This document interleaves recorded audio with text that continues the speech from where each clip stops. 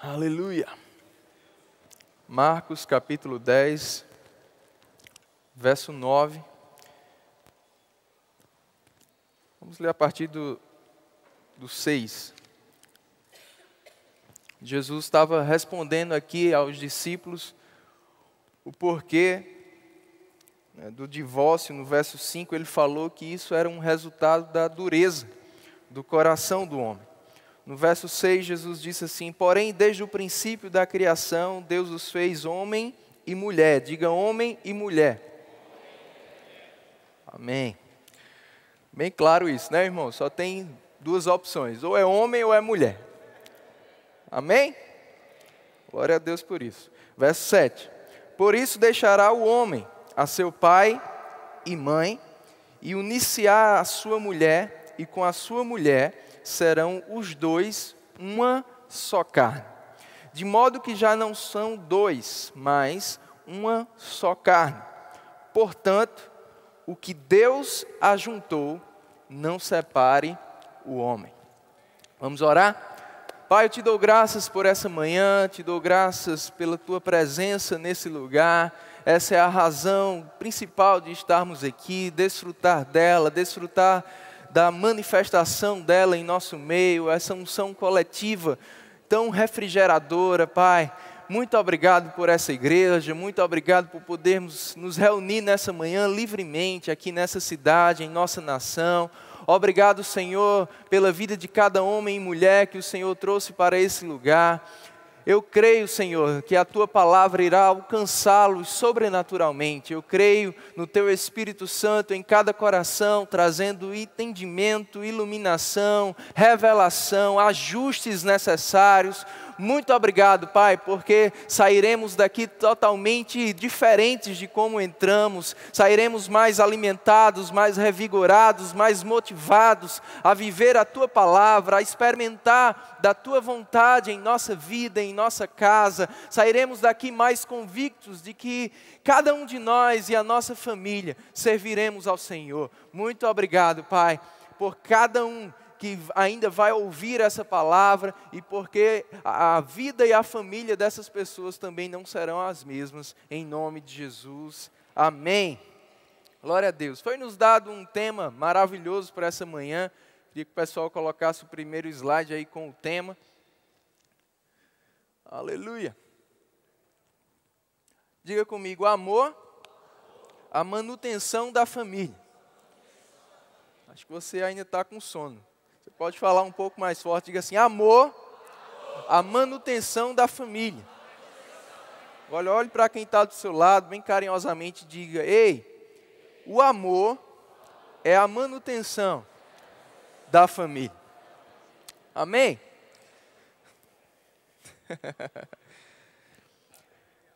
O que significa manutenção? Vamos para o próximo slide. Essa palavra manutenção vem do latim mantenus tenere. Eu acho que é assim que se pronuncia, senão você me perdoa porque eu nunca estudei latim. Mas o significado é manter aquilo que se tem. Só para você fixar melhor, pode repetir comigo, diga: manter aquilo que se tem. Na língua portuguesa, um dos significados de manutenção é cuidados com vistas à conservação e ao bom funcionamento. Vamos repetir? Cuidados com vistas à conservação e ao bom funcionamento. Amém? Glória a Deus.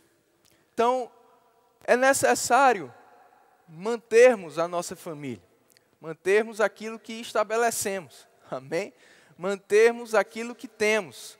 Manter os nossos relacionamentos, conservar os nossos relacionamentos e poder usufruir bem. Quantos sabem que família é um projeto de Deus? Amém? Foi Deus quem instituiu a família. Família começa com um casamento, com uma aliança, um compromisso entre um homem e uma mulher, tendo Deus como testemunha. Amém? Casamento é uma aliança, um compromisso firmado, um contrato firmado entre um homem e uma mulher, tendo Deus como testemunha. É por isso que Jesus disse, como nós lemos, que o que Deus uniu, o homem não pode separar. Quem te uniu com tua mulher foi Deus. Isso não significa que Deus te guiou a casar com ela, ou Deus guiou ela a casar com você. Não é isso que Jesus estava falando. Jesus estava falando é que no momento em que você e seu cônjuge decidiram se casar,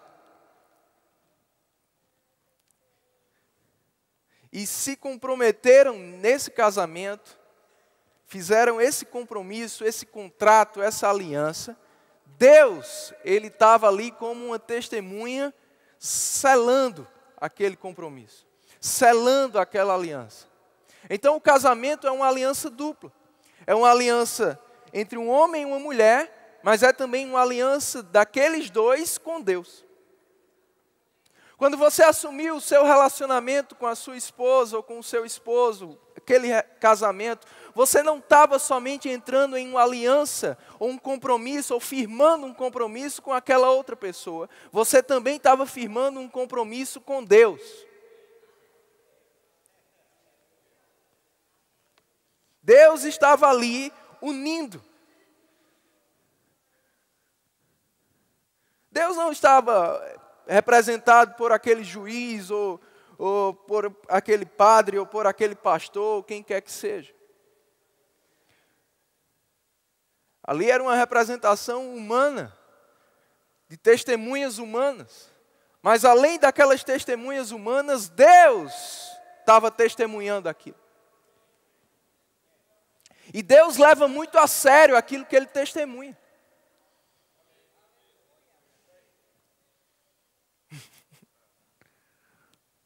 Amém, queridos? Vai comigo para Malaquias 2.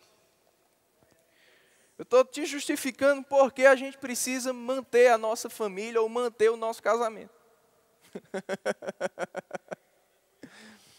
Amém?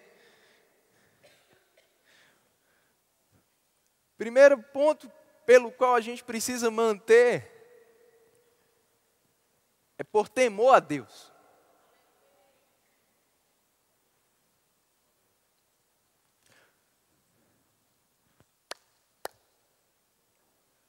Temor a Deus. O que é temer a Deus? É ter reverência por Deus, respeito por Deus, a ponto de não fazer aquilo que Ele não quer que você faça, ou aquilo que Ele não gosta, você ter em você o mesmo sentimento que Deus tem. Amar aquilo que Deus ama, odiar aquilo que Deus odeia. A palavra de Deus diz que Deus odeia o divórcio.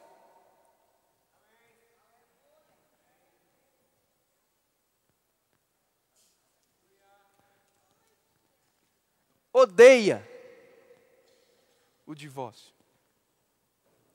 Malaquias 2, versículo 14, diz assim: e perguntais por quê?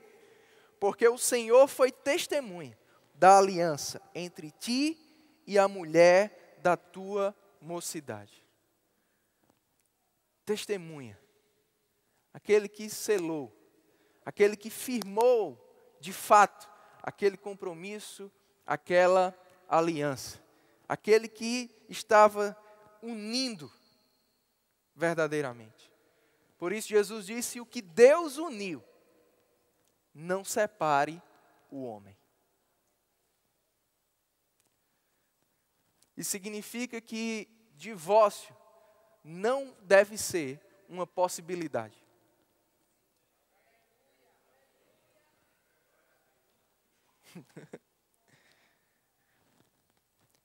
No mundo em que nós vivemos hoje, o casamento se tornou algo descartável.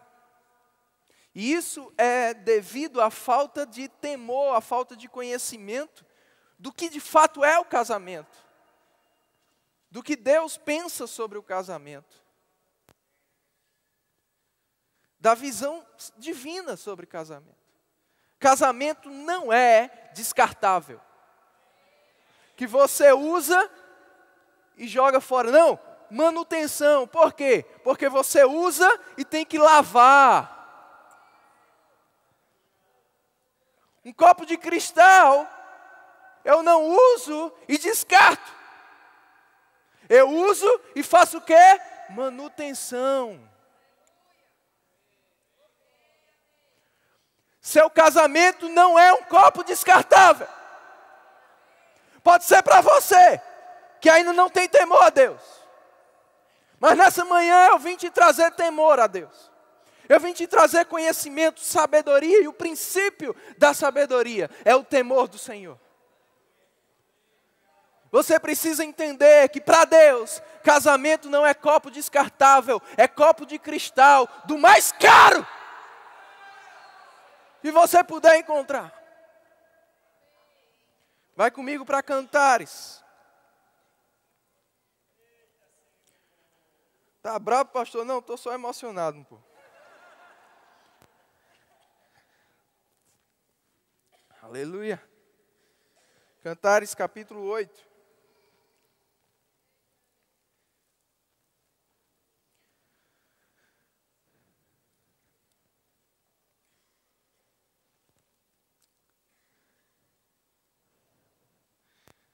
Versículo 7.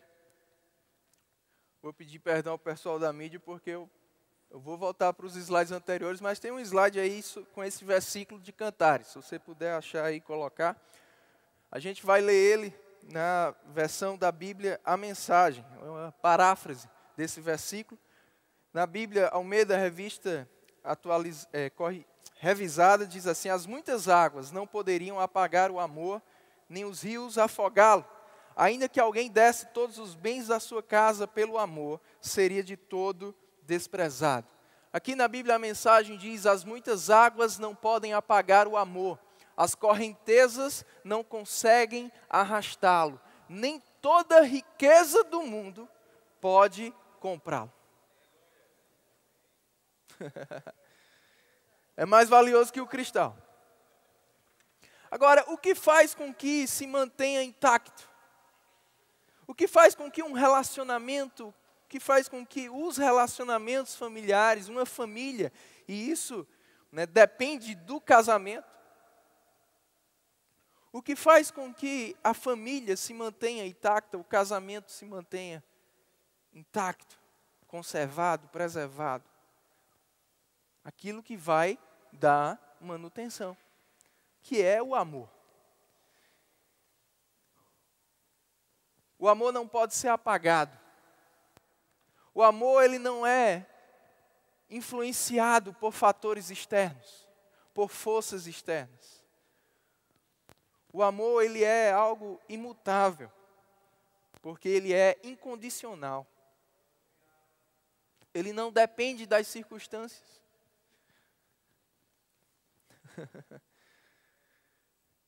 Eu estou falando do verdadeiro amor. O amor de Deus. O amor que Deus é. Como eu li certa vez um livro, o mundo nos coloca diante de uma tela com um homem e uma mulher se beijando ou tendo relações e diz: isso é amor. Mas Deus nos coloca diante de uma cruz com Ele mesmo, morrendo por quem nem merecia, e diz: esse sim é o verdadeiro amor. Aquilo ali pode ser uma consequência desse amor, mas não é o amor.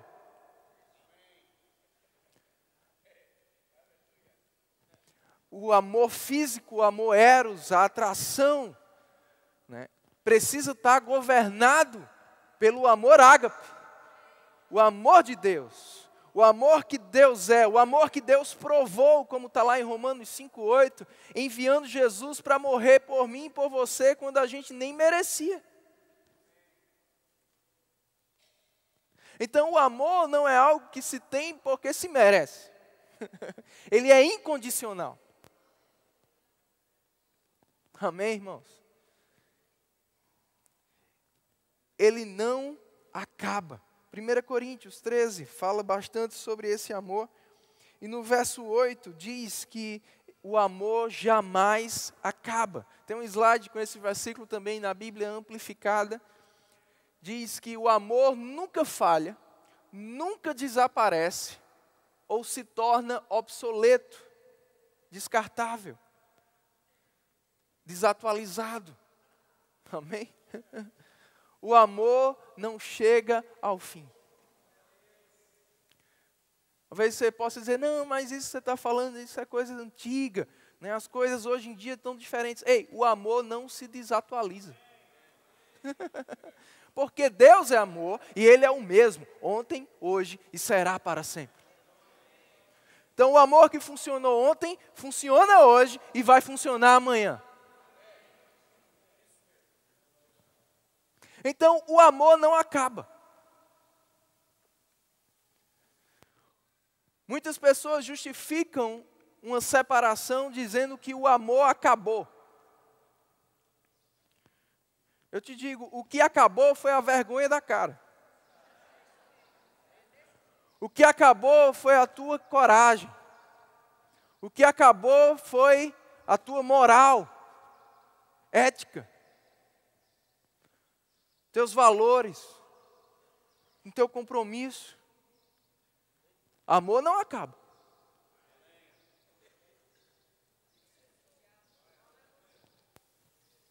O amor não acaba. O que acabou foi a tua disposição de viver esse amor, de praticar esse amor, de produzir esse amor. Mas esse amor não acaba e ele está dentro de você e ele não vai sair, a não ser que você perca a sua salvação, meu irmão. Você decida não querer saber de Deus nunca mais na sua vida.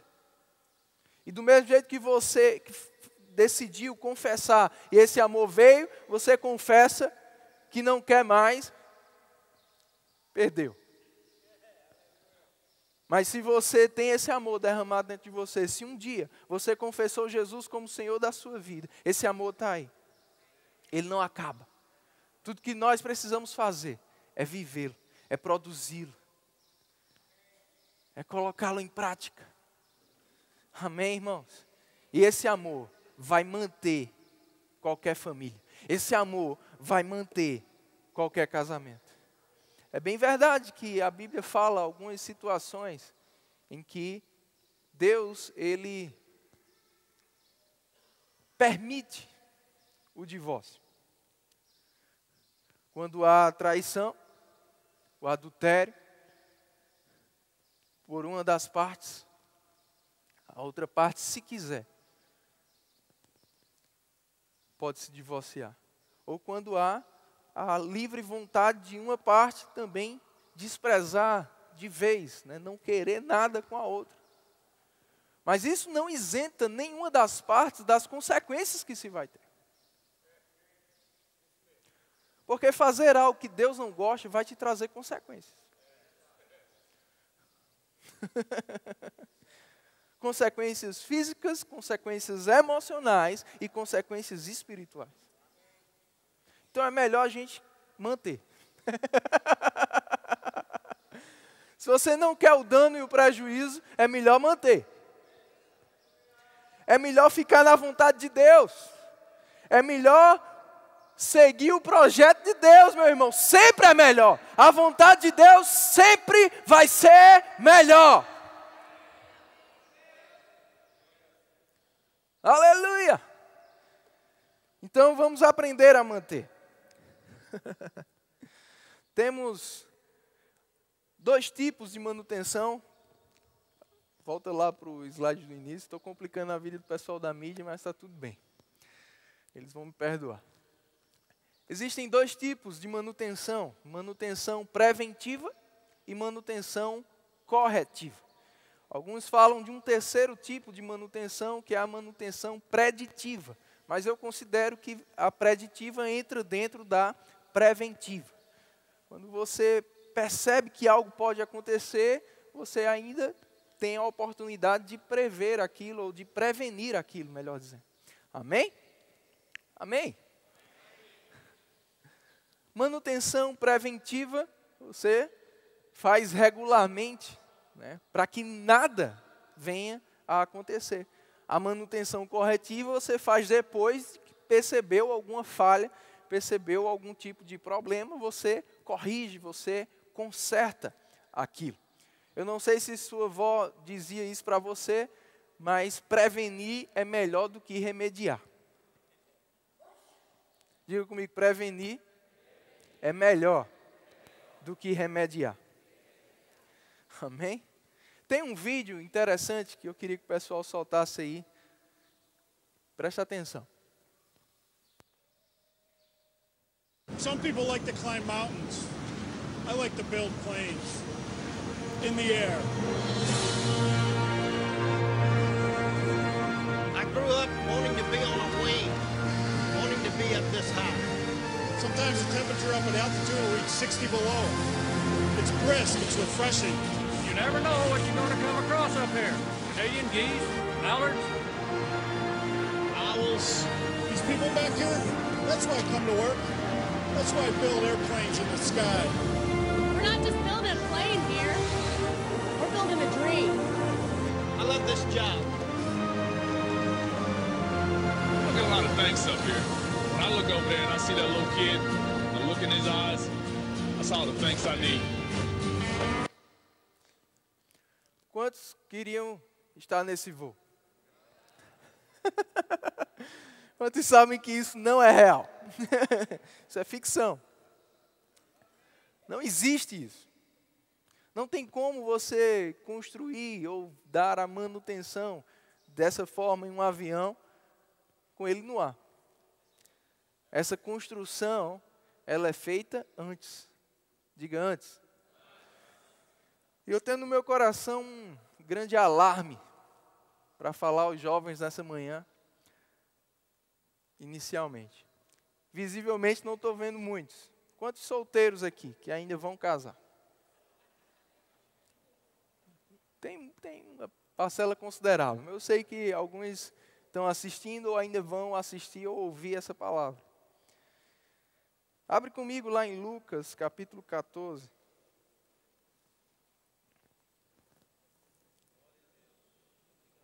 Sabe, irmãos, o nosso problema muitas vezes é que a gente está remediando mais do que prevenindo.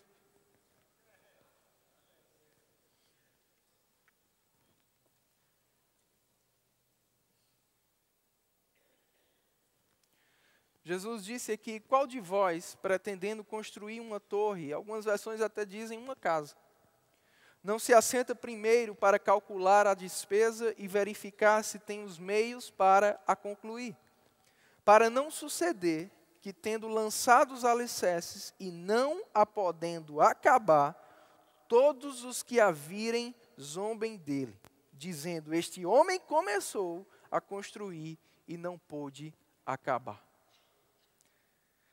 Você que é solteiro, que ainda vai entrar num casamento, não deixe para construir o teu avião no ar.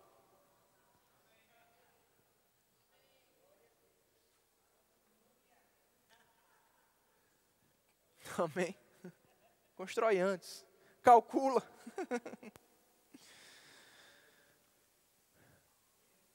Calcula a despesa. Eu não estou falando só de despesa financeira, embora vai ter muitas, né? Mas eu estou falando do preço que será preciso pagar. Dos sacrifícios que serão necessários.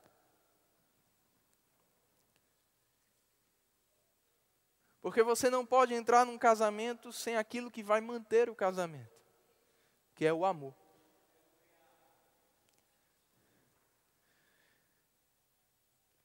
Em Romanos capítulo 13, Paulo disse, a ninguém fiqueis devendo coisa alguma, exceto o amor. Isso me ensina que a gente sempre vai ser devedor de amor. Pastor Isaías, ele é meu cunhado, eu tive a honra dele também fazer o nosso casamento e em um dos aconselhamentos, ele falou algo que eu nunca esqueci. Ele disse, se tem algo que destrói um casamento, se chama cobrança.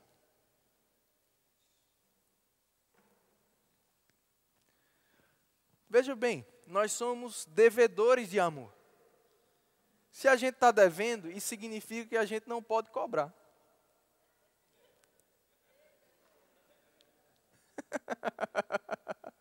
Olhe para quem está do seu lado e diga, eu não posso cobrar se eu estou devendo.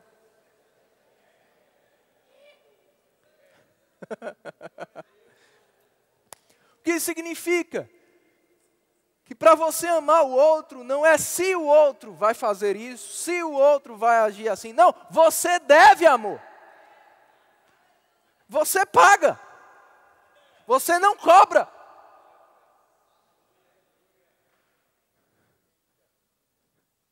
Amém, irmãos? Então você precisa entrar num casamento amando aquela pessoa com a consciência. Eu amo essa pessoa. E esse amor é incondicional. Se ela vai mudar esse defeito que ela tem, vai ser um bônus para mim. Se ela permanecer com esse defeito o resto da vida dela, eu vou permanecer amando ela o resto da vida dela. Porque o meu amor independe desse defeito ou não. Se a pessoa mudar, é um bônus, olha que bênção. Mas se não, irmãos, deixa de ser como Adão, culpando. Foi a mulher que tu me deste. É porque ele é assim. É porque ela é assim. Não, você é como?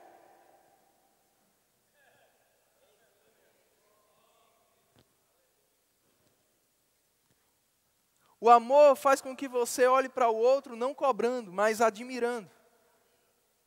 Mas olhe para si mesmo cobrando.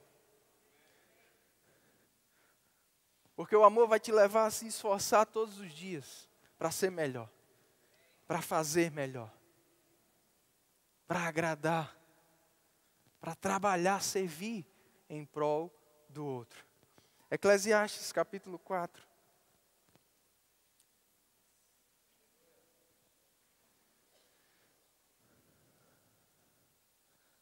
Verso 9 diz assim: melhor é serem dois do que um. Diga, melhor.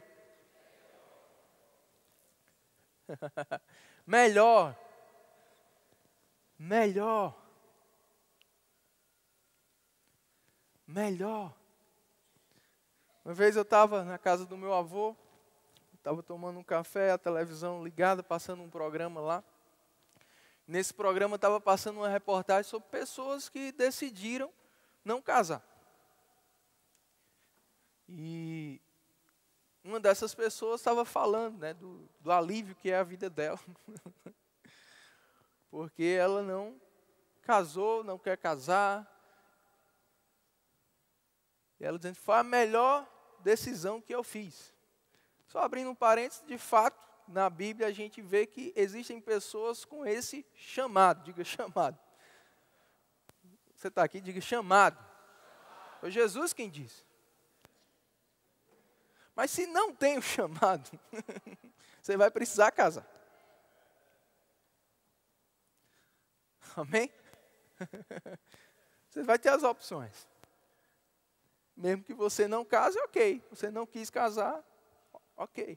Agora, a Bíblia é claro que é melhor casar. Parece contrariar o que Paulo disse aos Coríntios, porque Paulo disse, melhor é não casar. Só que Paulo estava falando sobre pessoas que tinham uma atitude carnais, ou que não estavam dispostas a trabalhar em prol do casamento. Se você não está disposto a trabalhar em prol do seu casamento, de fato é melhor você não casar. Porque Salomão ele aqui vai justificar quando é que é melhor ser dois do que um. Você vai ver que existe trabalho. Sacrifício. Porque o amor, ele é sacrificial. Amém? Mas é isso que vai fazer com que você desfrute do melhor que aquele relacionamento pode te gerar. Voltando para a história, lá na casa do meu avô, e a gente assistindo aquilo. E aquela pessoa meio que se pabulando, porque era sozinha, independente e tal. E aí meu avô disse, coitado. Disse que foi, coitado. Não sabe o que aguarda por ele quando chegar na minha idade.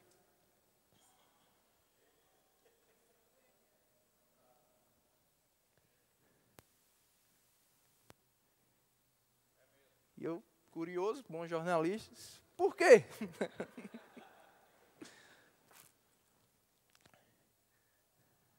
Ele diz, sozinho não se vive muito tempo. Sozinho não se chega muito longe.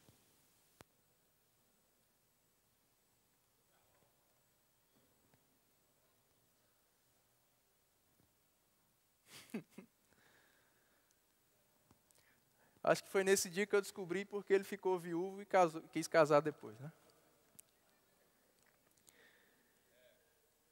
Melhor é serem 2 do que 1. Por quê? Tem melhor paga do seu trabalho. É claro. A palavra de Deus diz que se um coloca 1.000 para correr, 2 vão colocar 10.000. Olha a multiplicação. O casamento ele tem um efeito multiplicador, né? Não é só a tua paciência que multiplica, não, irmão. Embora ela se multiplique bastante. Mas se multiplica também os teus resultados. Os teus ganhos em todos os sentidos. Amém? Você vai ter mais resultado, vai ser melhor, desfrutar da vida com quem você ama, como está lá em Eclesiastes 9:9. É melhor. Aí ele diz, porque se um cair, o outro levanta. Se porém o que estiver só caindo, não haverá quem o levante. Também se 2 dormirem juntos, eles se aquecerão, mas um só como se aquecerá. Se alguém quiser prevalecer contra um, os 2 lhe resistirão. O cordão de 3 dobras não se rebenta com facilidade. Eu gosto porque ele está falando de 2 e ele termina falando de 3 dobras.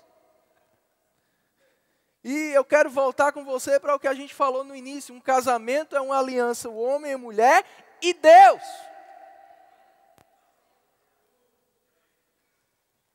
Amém? Quanto mais dobra, ele está dizendo, mais resistente. Essa dobra do amor, irmãos, é fundamental para manter a resistência do teu casamento, da tua família. Para dar essa manutenção que a nossa família precisa. Amém? E o que é o amor? É o outro cair, você levantar. É o outro estar com frio, você aquecer. É vir alguém contra o outro e você protegê-lo. Nota que o amor sempre vai te levar a fazer algo para o outro e não por você. Então, quando você está casado, você faz uma coisa pensando em você, isso não é amor. Um exemplo, relação sexual.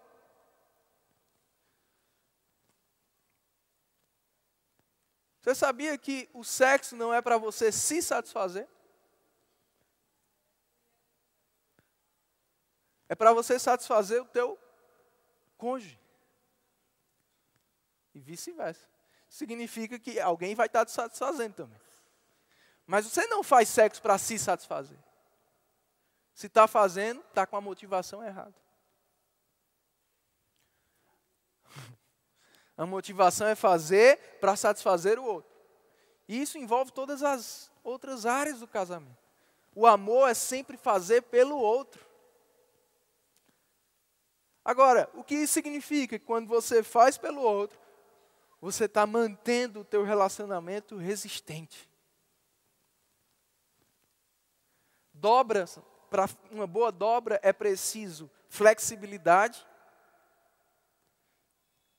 e força, empenho. É preciso sermos flexíveis no casamento. É preciso abrir mão da tua vontade, do teu querer, porque o amor não busca os seus próprios interesses. Aconselhando um casal uma vez, o cara falou, eu dizendo para ele, cara, sua esposa não concorda com isso, não quer isso, abre mão disso. Ele disse, mas pastor, toda vez sou eu que tenho que ceder. Eu disse, que coisa boa, toda vez é você que vai ser abençoado.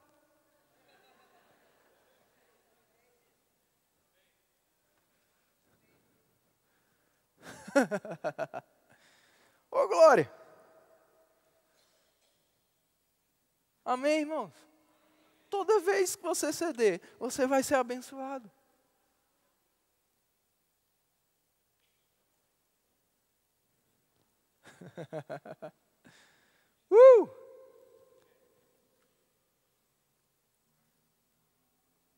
Quando o teu cônjuge quer muito uma coisa, que talvez você não goste de fazer com ele, mas você cede. Faz. Como não fica o teu cônjuge depois? Feliz da vida, bem-humorado. Eu te pergunto, quem ganha com isso? Você mesmo.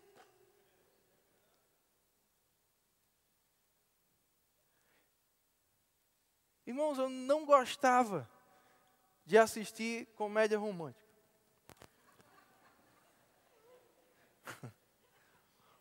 Muito menos desenho, coisa de princesa. Não gostava e não gosto. Mas depois que eu vi como Stephanie fica depois de um filme desse, vale a pena assistir.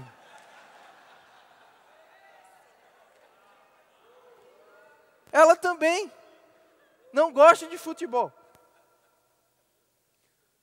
Mas quando ela vê como eu fico depois que ela vai para o estádio comigo, ela quer ir para o estádio agora. Quando eu vou e não levo, você entende? O amor vai te levar a fazer plantações. Qual é a notícia boa? Você vai ter as colheitas. O problema de muitos é querer colher aquilo que não se planta, é querer sacar sem ter depositado antes. Como? Impossível.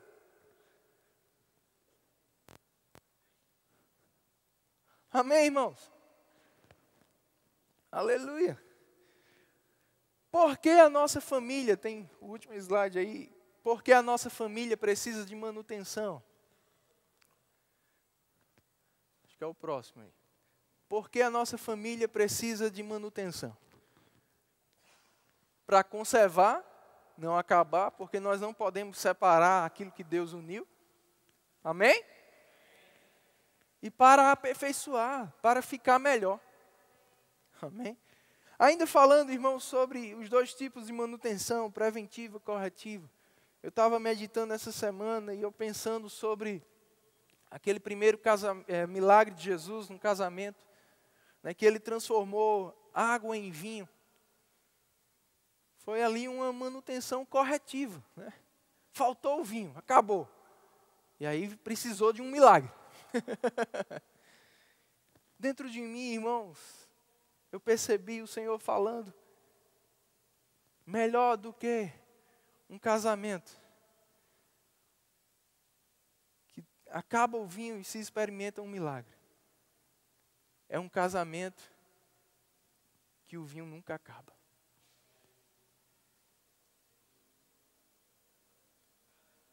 Para o vinho não acabar, a gente precisa preservar, fazer um bom uso. Amém? Está sempre mantendo abastecido.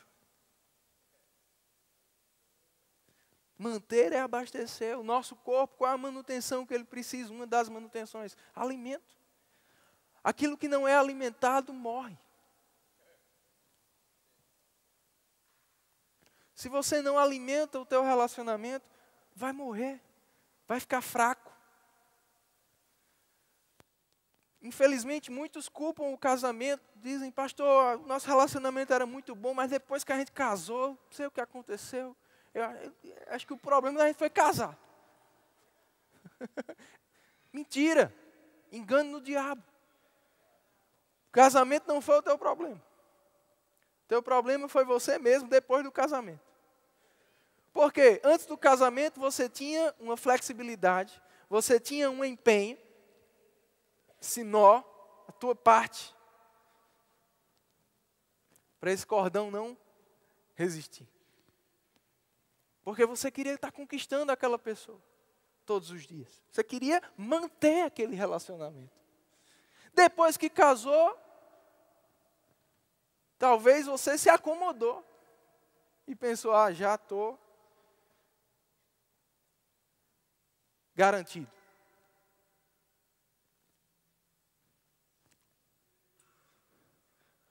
Posso confessar um pecado para você? Já confessei para Deus. Vou mudar. Antes de casar, eu abria a porta do carro para a Steph toda vez. Depois casei, fui logo para o meu lado. Ela entra pelo dela. Pensando sobre isso essa semana. Aí o Senhor disse, antes de corrigir os outros, corrige você. Vou mudar.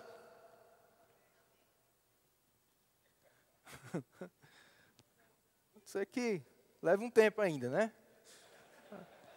Acostumar a mente. É pelo lado de cá primeiro. Eu vou mudar.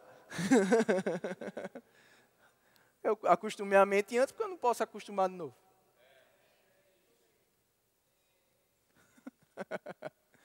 Palavras. Palavras são essenciais para a manutenção. Abre lá em João 15.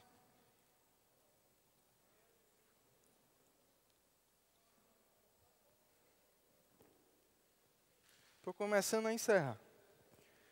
João capítulo 15. O pessoal hoje está tão generoso comigo que nem colocaram cronômetro. Coisa boa.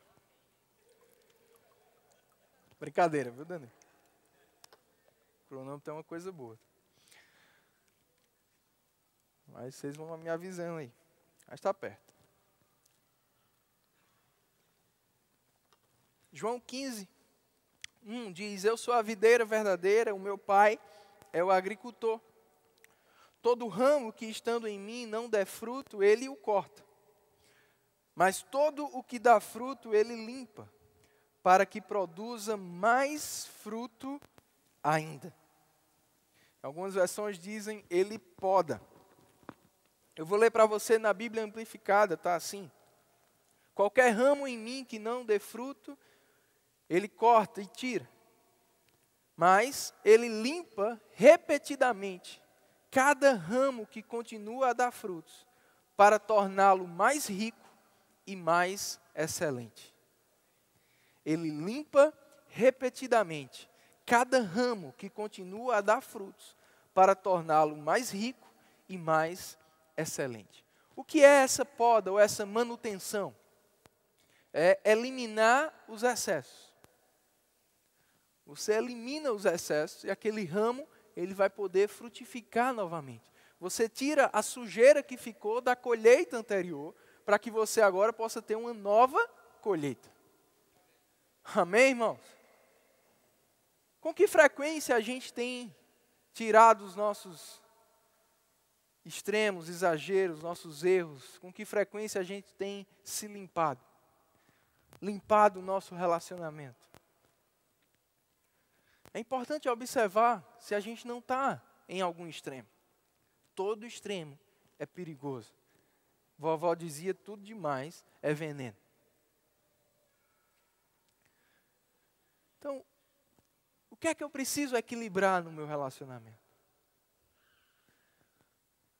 Para você fazer uma boa manutenção, você precisa de conhecimento. Você precisa perceber que requer uma manutenção. Tudo requer manutenção. Tudo que é usado requer manutenção. E eu gosto que ele falou assim, repetidamente, continuidade. Você não deve esperar as coisas quebrarem para consertar. Você precisa dar uma manutenção para que nunca quebre. Amém, irmãos? Uma repetição. Uma manutenção repetida, contínua, frequente. Isso requer tempo. Para você dar manutenção em algum equipamento, você precisa parar de utilizá-lo. Parar aquele equipamento. Quantas paradas você tem dado com o seu cônjuge? Ah, pastor, a correria é grande. Tem que parar, meu irmão. Pit stop. Trocar os pneus. Né? Dar uma limpada. Abastecer. Abastecer. Lembra daquele acidente terrível, né, com o time da Chapecoense? Saíram de um lugar, alguém concluiu, dá para chegar. Quando pela lei, tinha que parar antes para abastecer. Não, dá para chegar. Pertinho de pousar. Caiu. Cuidado para você não ficar toda semana pensando, semana que vem a gente faz, dá para chegar semana que vem. Seu cônjuge muitas vezes, amor, por que a gente não tira um dia só para a gente? Eita, essa semana está corrida, semana que vem né? Cuidado para não dar pane seca.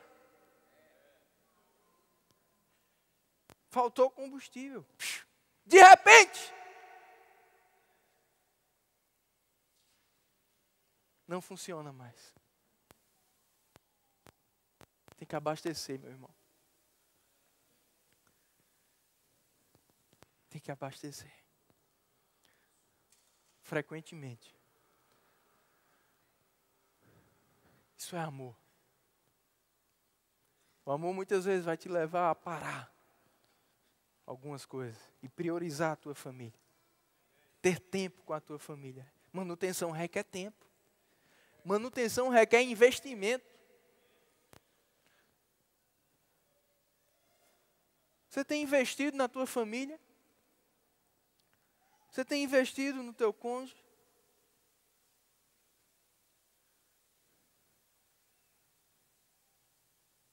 Estou falando de presente. Estou falando de realizar algo que ele precisa. Vai no salão. Faz esse pit stop. Bota as coisas no lugar, né?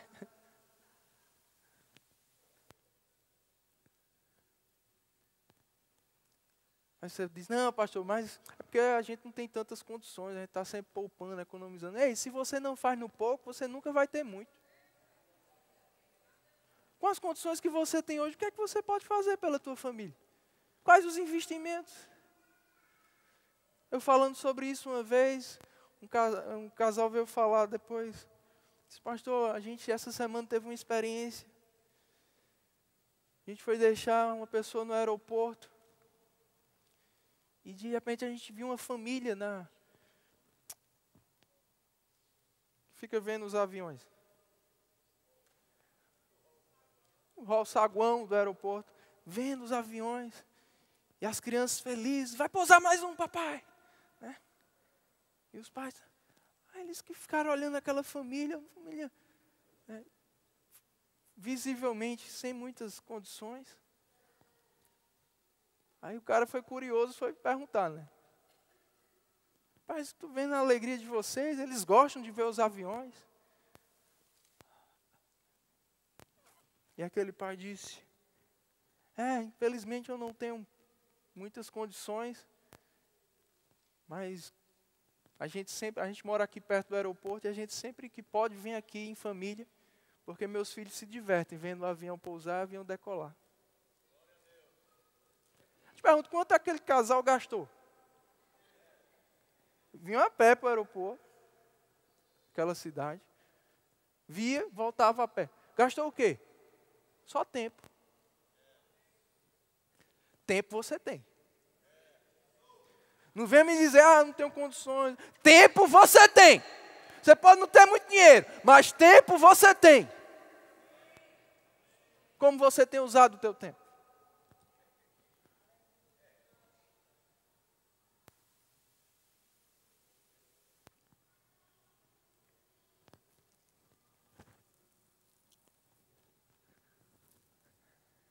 Qual foi o último passeio em família?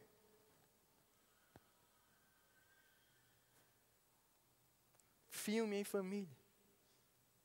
Brincadeira em família.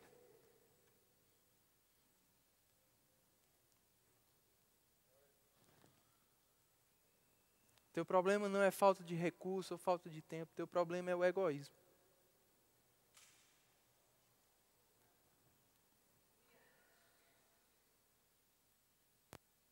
Mas para aquilo que você dá prioridade ou importância, você sempre vai arrumar tempo. Isso me lembra uma outra história. O professor, ele levou um pote de vidro, e ele levou terra, umas pedrinhas menores, umas pedrinhas maiores e umas pedras maiores. E água. Aí ele disse para os seus alunos, fazer uma dinâmica. Queria que vocês enchessem esse pote com tudo isso aqui. Aí um aluno só olhou assim de longe e disse, cabe não. Aí ele disse, não, vamos tentar. Quem é o primeiro? Aí o primeiro foi, colocou água, colocou a terra, Aí quando foi colocando as pedras, cabe não. Aí traz tudo de novo. Outro. Já sei, vou começar com essas pedras menores. Aí começou com as pedras menores. Botou as maiores. Quando foi botar a terra e a água, disse, cabe não. E por aí eles foram. Até que, por fim, o professor disse, vou ensinar vocês. Pegou as pedras maiores, colocou primeiro. A segunda maior, depois.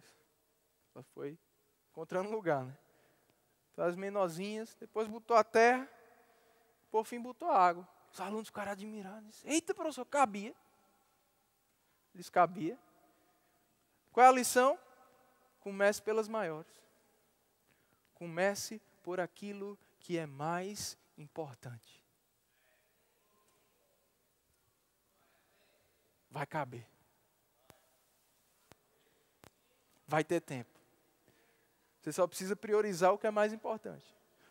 Para as outras coisas, elas vão se ajustar. Agora, se você coloca aquilo que não tem importância e depois quer encontrar tempo para tua esposa, para os teus filhos, não vai caber. Você precisa priorizar a família. Priorizar a família.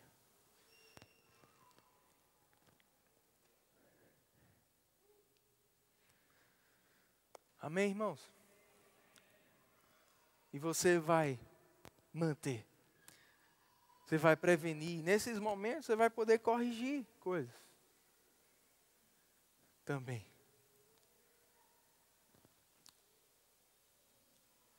Agora Jesus, para a gente encerrar, Jesus disse aqui, vós já estáis limpos pela palavra que vos tenho falado.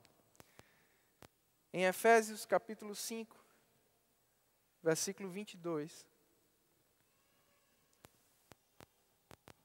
falando sobre família, na verdade Jesus está falando aqui sobre amor, Paulo, está falando aqui sobre amor. O amor de Deus, amar como Cristo amou, ser imitador de Deus, né? É o que ele começa, está falando nessa carta, nesse contexto aqui, desde o início do capítulo 5. Aí ele diz assim, verso 25.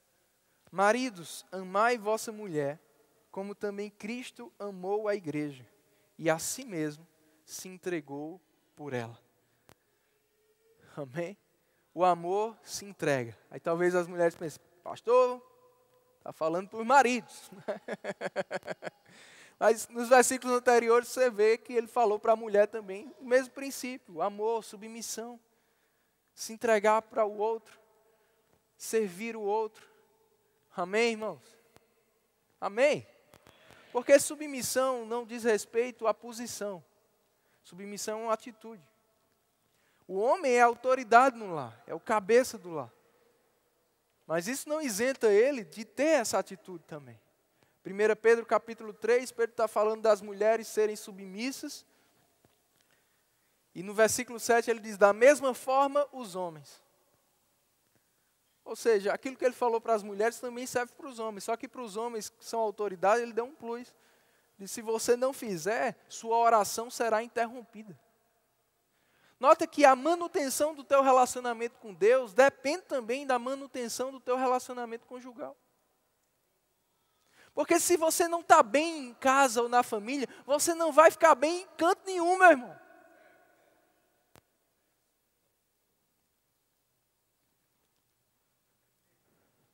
Amém? Aleluia.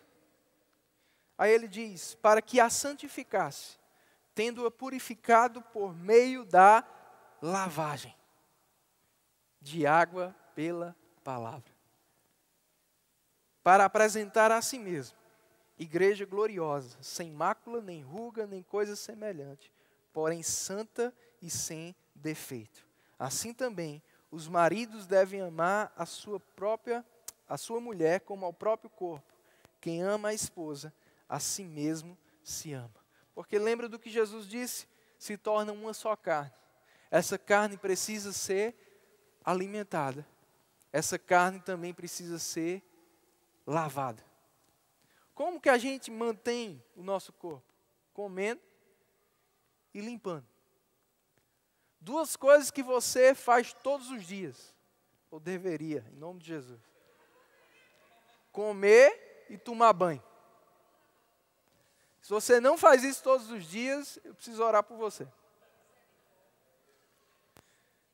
Isso vai te ajudar. Então, todos os dias você precisa alimentar e lavar. Isso é manutenção. Você abastece e você limpa. Porque lembra, não é descartável. Está usando? Lava. Jesus disse: vós já estáis limpos pela palavra que vos tenho falado. Aqui Paulo disse a mesma coisa. Ele santificou, ele limpou a sua noiva, a igreja, por meio da lavagem de água pela palavra, apresentando a si mesmo uma igreja gloriosa, sem mácula, sem defeito. Jesus limpa, diz: essa é minha noiva, santa. É assim que a gente tem que fazer com a nossa família. Todos os dias você limpa e você apresenta para si mesmo uma esposa, um marido, um filho, uma filha limpa, sem mácula, sem defeito. Apresentar para si mesmo. Quando você vai apresentar uma pessoa a outra, o que é que você faz? Fulano, ciclano, esse aqui é fulano, ele é assim, ele é assado. É difícil, eu acho que errar não existe. Se você tem bom senso, né? Você vai apresentar duas pessoas, você diz: fulano, isso aqui é ciclano, ciclano tem esse defeito, ciclano tem aquele outro defeito, tem aquele problema, tem aquele outro problema. Alguém apresenta alguém assim para outra pessoa? Não. Quando você vai apresentar alguém, você destaca o quê? As virtudes. Todos os dias eu preciso apresentar para mim mesmo, a minha esposa, o meu filho. Todos os dias eu preciso dizer para Perilo quem Stephanie é. E eu não posso apresentar para Perilo uma Stephanie defeituosa. Stephanie tem esse problema, Stephanie tem aquele defeito, Stephanie tem aquele problema lá. Está errado. Eu preciso apresentar uma Stephanie sem mácula, uma Stephanie sem defeito. Foi isso que Jesus fez comigo e com você. Lavando. Isso é manutenção. Palavras. Lá em Pedro usa Sara como exemplo desse amor submisso. Ele diz que ela chamava Abraão de Senhor. Um dia eu dando aula de submissão no Remo, a aluna no final chegou brava e disse: pastor, quer dizer que agora eu tenho que chamar meu marido de Senhor? Eu disse: não é isso que Pedro está dizendo. O que ele está dizendo é que a tua submissão vai se refletir na tua boca. Como você trata o outro? Como você tratava antes de casar? Amor, docinho. É assim que você tem que continuar tratando depois que casa. Manutenção. Falando. Destacando as virtudes daquela pessoa, elogiando. Quando namorava, a pessoa chegava e disse: como está linda. Aí hoje está casada, a pessoa sai toda arrumada, pronta, você está atrasada. Está linda para estar atrasada, é uma diferença grande, irmão.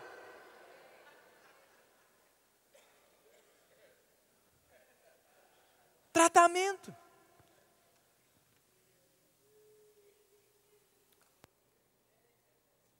Amém. Lavando pela palavra. Tem defeitos? Tem, todos nós temos. Precisamos lidar com eles? Sim, mas temos defeitos. Mas o que vai fazer, Stephanie? Permanecer comigo e eu permanecer com o Stephanie, não é a valorização dos defeitos. É a admiração das virtudes. Não é a valorização dos defeitos. É a admiração das virtudes. Você pode ficar de pé.